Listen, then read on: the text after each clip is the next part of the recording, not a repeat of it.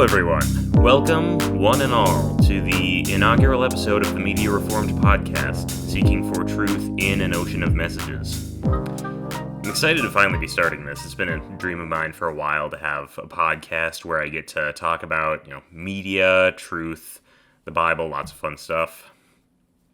This first episode will mostly be a dive into the backstory behind the podcast, which what led me to start it, more or less what my mission is with the podcast going forward. So, anybody who knows me well or happens to be friends with me on Facebook may know that I've had a blog, which I've called Media Reformed, for nearly 2 years. I've been encouraged several times since then to start a podcast version of the blog, since there seems to be less of a popular inclination toward reading these days, for some reason. While podcasts are, as a format, much more immensely popular. I can totally understand that. I'm myself subscribed to quite a few podcasts. I consume a lot of podcast media, and honestly, I think that podcasting as a whole is a great medium for people like myself. It's great for people to just tune in, readily accessible. So I like it as a medium, which is why I'm very excited to finally get going at it. Now, for anybody who doesn't know me at all and is not already turned off by how annoying my voice is, thank you for sticking around.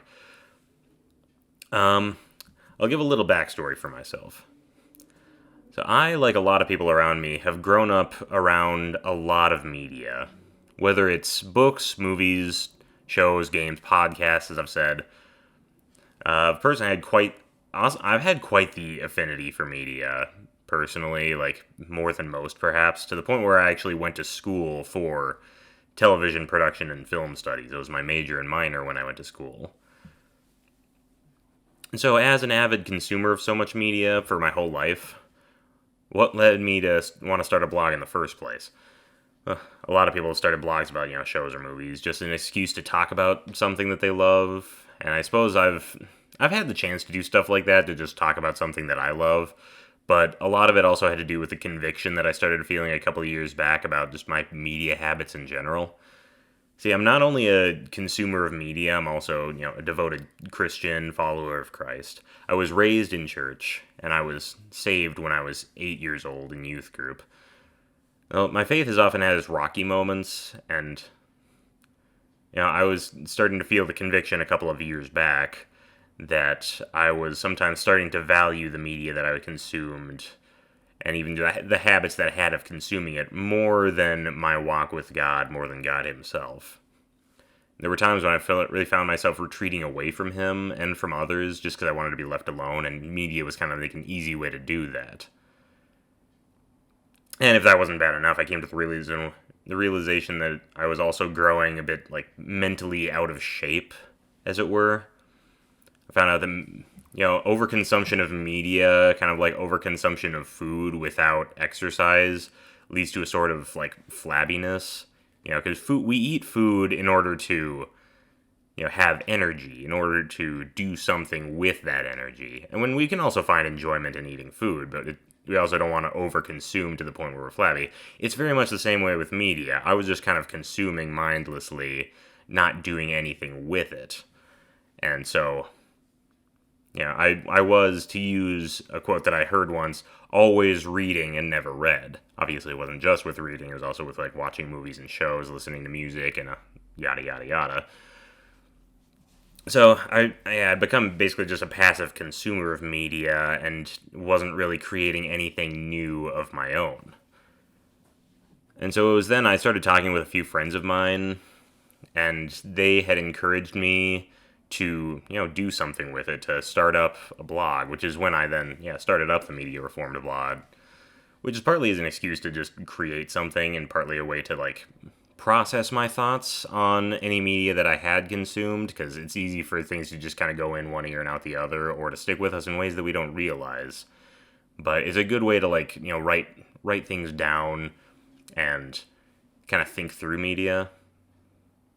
And I also wanted to partly do it as a way to turn my passion for media into a passion for the Lord, and to do something good with it, to do something glorifying to God. And what I've often done on my blog is I've taken pieces of media that I've consumed, that I've watched or read or listened to, I've tried to find ways that it ties back to God's Word and back to biblical truth. Sometimes I'll also talk about like more broad media topics, like ways that media affects people, ways that we consume media, the habits that we have of consuming media, because, having a degree in this, I like to think that I'm semi-qualified to talk about that, but it's just a very fascinating topic to me at the very least. And sometimes I've taken, yes, again, something that I've watched recently, looked at it from a biblical perspective, kind of talked about the worldview that it has. And sometimes I just like to do something fun, I'll just do a top 10 or a top whatever ranking of songs or movies or albums or something.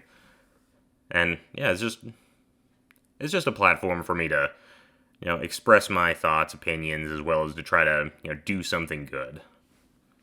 And, whatever the topic of discussion has been, it's mostly been my purpose and continues to be to try to provide people with truth and clarity in the midst of a very messy world of media.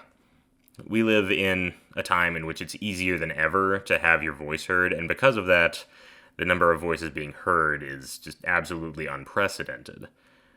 I've always heard growing up, you must be careful about whose voice I'm following. It's a very common, youth group sort of message to hear. Oh, be careful whose voice you're following. And yet nowadays, it's more true than ever that there's so many voices that will vie for your attention. I like to think that there are about 7.6 billion different worldviews in the world today, because everybody's going to see the world from a slightly different perspective. And they're all going, and because they're all going to come into conflict with each other at some point and in some way. Very few people are going to intentionally try to lead people down a wrong path, but there's still going to be a lot of people just searching for truth in many ways that will conflict with one another. And with everything having become so much more subjective and opinion-driven, rather than actually centered around objectivity and truth, it becomes more and more difficult to know what to believe. It's all about my truth versus your truth, and such. But that's why I came up with my tagline for the show as I did, searching for a truth in an ocean of messages.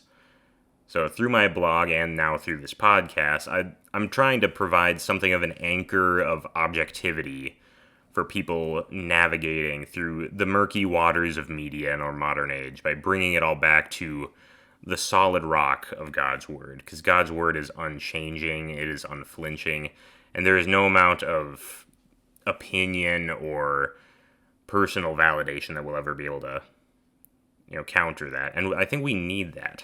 We need that truth. We need that anchor. Otherwise, we're just going to be swept away constantly. Now, with all that being said, am I an unmatched expert who's going to lead everybody to a new age of enlightenment and knowledge? No, of course not. I'm navigating the same waters as everyone else, and there are a lot of ways that I'm still figuring things out too. I just happen to be a guy with a passion for media and a degree in media and storytelling, and a passion for God and His Word.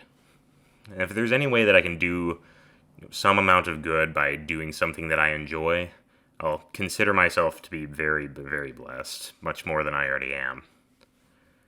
So, thank you very much, again, for listening to this first episode of the Media Reformed Podcast. I hope to upload as often as I can, maybe every 2 weeks to start out, but we'll see how disciplined I am at staying to that schedule. I'll probably start off also by going through a lot of the topics that I've already covered on my blog. So I've got 90 posts written already, and so there's plenty of ground that I can cover in audio form, and so I'd like to do that. If you're curious at all, you can check out my blog at mediareformed.wordpress.com. And until next time, keep your eyes open, keep thinking, and keep searching.